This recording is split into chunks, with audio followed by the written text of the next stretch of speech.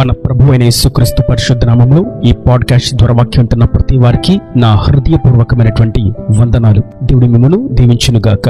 కొరింథీయులకు రాసినటువంటి 2వ పత్రిక 6వ అధ్యాయము 1వ వచనం. కాగా మేమాయనతోడి పనివారమై మీరు పొందిన దేవుని కృపను వ్యర్థము చేసుకొనవద్దని మిమ్మును వేడుకొనుచున్నాము. చదివినటువంటి వాక్య భాగంలో ఒక ప్రాముఖ్యమైన కీలకమైనటువంటి విషయాన్ని మనం గమనిస్తాం. అదేదనగా మీరు పొందిన దేవుని కృపను వ్యర్థము చేసుకొనవద్దు. మనకి కృప అంటే తెలుసు. ఉచితముగా క్షమాపణ పొందుకొనుట, ఉచితముగా నీతిమంతులుగా మార్చబడుట, ఉచితముగా పరిశుద్ధులుగా తీర్చిదిద్దబడుట, ఉచితముగా పరలోకానికి వారసులమవుట అనేది కేవలం ఆయన కృపను బట్టి మనకు అనుగ్రహించబడి ఉన్నది. అయితే ఇక్కడ చదువుతున్నటువంటి మాట కొంచెం విశేషముగాను, మరికొంచెం లోతుగాను, మరికొంచెం వేరొక తాత్పర్యంలోనూ ఉన్నట్లుగా మనకి ఇక్కడ అర్థమవుతుంది. మీరు పొందిన దేవుని కృపను వ్యర్థము చేసుకొనవద్దు. కృపను పొందుకొని ఉండి దానిని వ్యర్థము చేసుకొనుట అంటే ఏమిటి, దాని యొక్క భావము అని చూసినట్లయితే కొన్ని ప్రాముఖ్యమైనటువంటి విషయాలు మనం ఆ మాటలో గమనిస్తాం. కృప అంటే కృప ద్వారా మనకు అనుగ్రహించబడినటువంటి దేవుని వాక్యం, కృప ద్వారా దేవుడు మనకు అనుగ్రహించినటువంటి రక్షణ, కృప ద్వారా దేవుడు మనకు అనుగ్రహించినటువంటి పరిశుద్ధాత్మ వరం, ఇవన్నీ కృప చేత మనకు అనుగ్రహించబడి ఉన్నవి. అయితే ఎన్నాళ్ళు దేవుని ఉపదేశం విన్నా, ఎన్నాళ్ళు దేవుని వాక్యాన్ని విన్నా, ఎన్నాళ్ళు దేవుని మందిరానికి వెళ్ళినా, ఎన్ని మార్లు దేవుని వాక్యాన్ని విన్నప్పటికీ, ఎన్ని మార్లు వాక్యాన్ని చదివినప్పటికీ, ఎన్ని మార్లు దైవికమైనటువంటి గీతాలను వింటూ దేవుణ్ణి కీర్తించినప్పటికీ, ఎన్నాళ్ళు దేవునికి సంగీత వాయిద్యములు వాయించినప్పటికీ, ఎన్నాళ్ళు దేవుని సన్నిధిలో సభ్యత్వము తీసుకుని ఉన్నాము అని చెప్పుకుంటూ ఉన్నప్పటికీ, ఎన్నాళ్ళు పరిశుద్ధ గ్రంథమును చేత పట్టుకుని దేవుని మందిరానికి వెళ్తున్నాము అని చెప్పుకుంటూ ఉన్నప్పటికీ, ఆయన చెప్పినటువంటి మాటకు లోబడకుండా ఉన్నట్లయితే ఆయన ఇస్తున్నటువంటి కృపను వ్యర్థము చేసుకుంటున్నారు అని దాని యొక్క అర్థము. రక్షణ పొందుడి ఇదే అనుకూలమైనటువంటి సమయం, మారు మనసు పొందుడి ఇదే అనుకూలమైనటువంటి సమయం, పరిశుద్ధాత్మను పొందుకుని దేవుని రాజ్యము సమీపించి ఉన్నది అని ఇదే సమయము, ఇప్పుడే మీరు విడుదల పొందాలి, విమోచన పొందాలి, పాపాలు విడిచిపెట్టాలి, పరిశుద్ధులుగా మార్చబడాలి, పరలోకానికి వారసులవుటకు మీరు వేగిరపడాలని చెప్తూ ఉన్నప్పటికీ ఆ కృపను, ఆ ఉచితంగా వస్తున్నటువంటి ఆ దైవికమైనటువంటి సందేశాన్ని, దేవుని యొక్క వాక్కులను, వాక్యాన్ని, రక్షణ సువార్తను వింటున్నప్పటికీ దాన్ని తృణీకరిస్తూ ముందుకు సాగిపోవటయే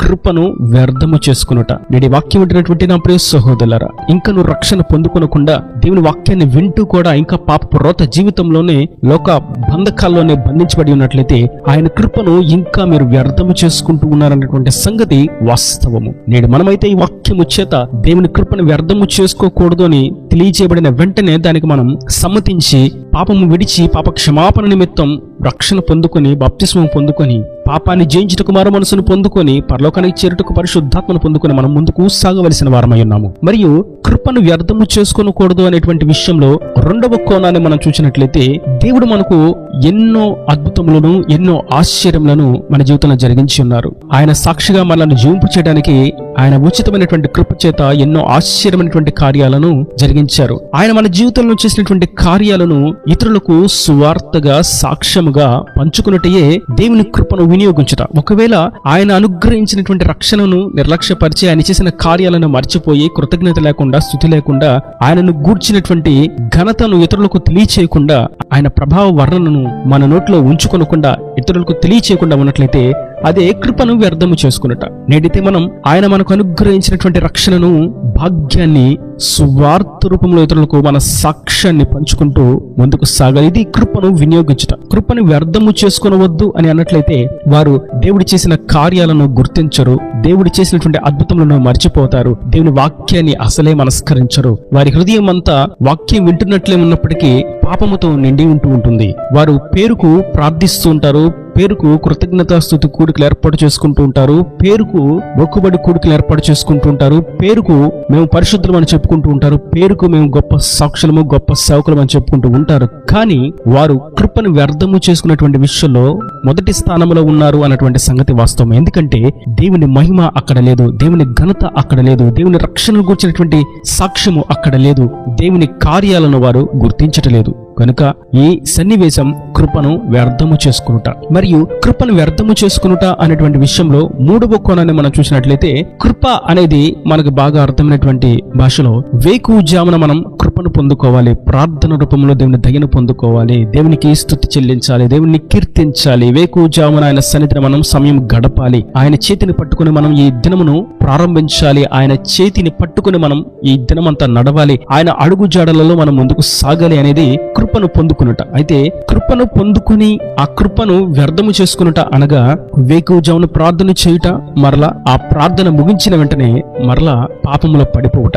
దేవుని ఘనతను గూర్చి దేవునికి స్తుతి స్తోత్రములు చెల్లించేటువంటి కృతజ్ఞతా స్తుతి కీర్తనలతో, రక్షణ సునాద గీతములతో వేకువజామున పాటలను సంగీతమును వాయించి మరలా కాసేపటికి లోక సంబంధమైనటువంటి పాప సంబంధమైనటువంటి సినిమా పాటలను మ్రోగించుట, ఇదే నోటుతో ప్రభువును స్తుతించుట, ఇదే నోటుతో బూతులు మాట్లాడుట, ఇదే నోటుతో దేవుడు సత్యవంతుడని చెప్పుట, ఇదే నోటుతో అబద్ధమాడుట, ఉదయం మందిరానికి వెళుతూ ఇంటికి వచ్చి మరలా సినిమా చూచుట, ఉపవాస ప్రార్థనలకు వెళుతూ భ్రష్టమైనటువంటి క్రియలను అనుసరించుట, సీరియల్స్ మానకుండా, ముసలమ్మ ముచ్చట్లను విడిచిపెట్టకుండా, అసభ్యకరమైనటువంటి ద్వంద్వ పదాలను విడిచిపెట్టకుండా, సమాధానం లేకుండా, ఐక్యత లేకుండా, ప్రేమ లేకుండా, సహవాసం లేకుండా, ఓర్పు లేకుండా, సాత్వికము లేకుండా జీవించుటయే కృపను వ్యర్థపరుచుకునుట. వాక్యాన్ని పుస్తకంలో రాసుకుంటారు, కానీ ఆ వాక్యాన్ని హృదయంలో రాసుకోరు. ఇది కృపను వ్యర్థము చేసుకునుట. దేవుని మందిరంలో చేతులెత్తి ఆరాధన చేస్తారు, బయటకు వచ్చి అదే చేతులతో ఇతరులను గాయపరుస్తారు. ఇది కృపను వ్యర్థము చేసుకునుట. మేము మారుమనసు పొందుకుని ఉన్నామని పశ్చాత్తాపడుతూ కన్నీరు మున్నీరుగా మందిరంలో విలపిస్తారు, మరలా ఇంటికి వచ్చి అదే రోత జీవితాన్ని కలిగి జీవించుట. ఇది కృపను వ్యర్థము చేసుకునుట. నిన్ను వలె నీ పొరుగువాన్ని ప్రేమించాలి అనేటువంటి మాట తెలుసు, కృపను పొందుకొని ఉన్నాం. అయితే ప్రేమించకుండా ద్వేషిస్తూ అసూయపడుతూ ఉండటయే కృపను వ్యర్థము చేసుకునుట. అందరితో ఐక్యత కలిగి ఉండాలి, సమాధానం కలిగి ఉండాలని తెలుసు, అయితే ఆ విధంగా జీవించకుండా ఉండటయే కృపను వ్యర్థపరుచుకునుట. సేవకుల మధ్య ఐక్యత ఉండాలి అని తెలుసు, కానీ అలా ఐక్యత లేకుండా మేమే గొప్ప అనే డంబముతో, అహంకారముతో, వెర్రవీగుతూ ముందుకు సాగిపోటియే కృపను వ్యర్థపరుచుకునుట. ఇది మా కులానికి సంబంధించింది, ఇది మా స్థాయికి సంబంధించింది, ఇది మాకు సంబంధించినటువంటి వర్గానికి సంబంధించింది అని చెప్పుకునుటయే కృపను వ్యర్థము చేసుకునుట. దేవుని యొక్క మందిరము సార్వత్రిక సంఘము, నశించిపోతున్న వారందరికీ అది నివాస స్థలము, పాపములో ఉన్న వారికి రక్షణను కల్పించేటువంటి ఒక గోపురము, పరలోకానికి నడిపించేటువంటి ఒక గవిని, పరలోకపు ద్వారాన్ని ఇక్కడే చూపించేటువంటి ఒక అమూల్యమైనటువంటి నిరీక్షణ ద్వారము. అయితే అట్టి శ్రేష్టమైనటువంటి మందిరాన్ని అనాలోచనగాను, అవివేకంగాను, బుద్ధిహీనతతోనూ వీరికి వచ్చినటువంటి సాతాను ఆలోచనలతో దాన్ని విభజించుట అనేది కృపను వ్యర్థపరుచుకునుట. చదువు వచ్చు, చదవగలరు, మాట్లాడగలరు, కానీ వాక్యాన్ని చదవడానికి మాత్రం వారి యొక్క చదువును ఉపయోగించరు. ఇది కృపను వ్యర్థము చేసుకునుట. వారి ఫోన్లో, వారి కంప్యూటర్లో, వారి సాంకేతిక పరిజ్ఞానాలలో అంతర్జాలాన్ని అనగా ఇంటర్నెట్ ని వాడుకునేటువంటి సదుపాయం ఉన్నది, కానీ దేవునికి సంబంధించినటువంటి దైవీకమైనటువంటి విషయాలకు సమయాన్ని ఇవ్వక వ్యర్థమైన వాటి కొరకు దానిని వినియోగించుటయే కృపను వ్యర్థపరుచుకునుట. ఇలా మనం చూస్తున్నట్లయితే కృపను వ్యర్థము చేసినటువంటి అంశములు అనేకములు మన చుట్టూ జరుగుతూనే ఉన్నవి. నేటి వాక్యం వింటున్నటువంటి నా ప్రియ సహోదరులారా, మనం కృపను వ్యర్థము చేసుకోకూడదు అని పరిశుద్ధాత్ముడు తేటగా సెలవిస్తున్నారు. మనం కృపను దాచుకోవాలి, కృపలో నిలిచి ఉండాలి, ఆ కృపలోనే మనం ఎదగాలి. అందుకే అపోస్తలుడైనటువంటి పౌలు అంటాడు, కొరింథీయులకు రాసినటువంటి మొదటి పత్రిక 3వ అధ్యాయం 10వ వచనంలో చూస్తాం, దేవుడు నాకు అనుగ్రహించిన కృప చొప్పున నేను నేర్పరి అయిన శిల్పకారుని వలె పునాది వేసితిని. ఇక్కడ మనం చూస్తున్నాం, అపోస్తలుడైనటువంటి పౌలు దేవుడు తనకు అనుగ్రహించినటువంటి కృప చొప్పున దేవుని పని చేస్తూ ఉన్నాడు, స్వార్థను చెప్తూ ఉన్నాడు, మందిరాలను కడుతూ ఉన్నాడు, సంఘాన్ని ఐక్యపరుస్తూ ఉన్నాడు, సంఘాన్ని శుద్ధి చేస్తున్నాడు, పాపాల నుండి విడిపించబడేటువంటి ఉన్నతమైనటువంటి ఉపదేశములను చేస్తూ ఉన్నాడు. ఇది ఆయనకు అనుగ్రహించబడినటువంటి కృపను వ్యర్థము చేసుకోనకుండా ఉపయోగించుట. నేర్పరి అయినటువంటి శిల్పకారుని వలె దేవుని పని చేశాడు. నేడు మనము సైతం దేవుడు మనకు అనుగ్రహించినటువంటి కృప, ఆత్మవరము, తలాంతు అనేది మనం వ్యర్థము చేసుకోనకుండా ధైర్యముగా సాక్ష్యాన్ని చెప్తూ, ధైర్యముగా ఆయనను స్తుతిస్తూ, ధైర్యముగా ఆయనను గురించి సువార్త ప్రకటిస్తూ, ధైర్యముగా ఆయన పరిశుద్ధ గ్రంథాన్ని చేతపట్టి వస్తూ, ధైర్యముగా ఆయనను విశ్వసిస్తూ, ధైర్యముగా ఆయన రాజ్యానికి మేము సిద్ధపడుతున్నామని ప్రకటిస్తూ ముందుకు సాగుటయే కృపను వినియోగించుట.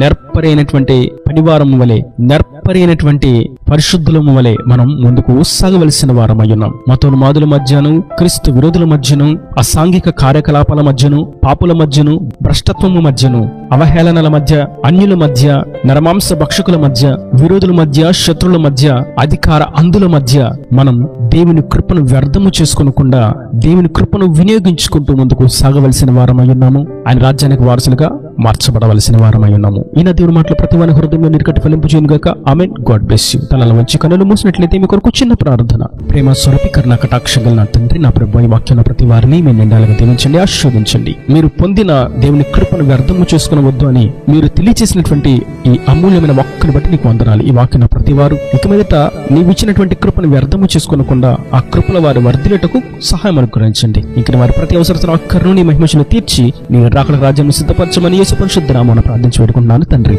ఆమేన్. ఆమేన్.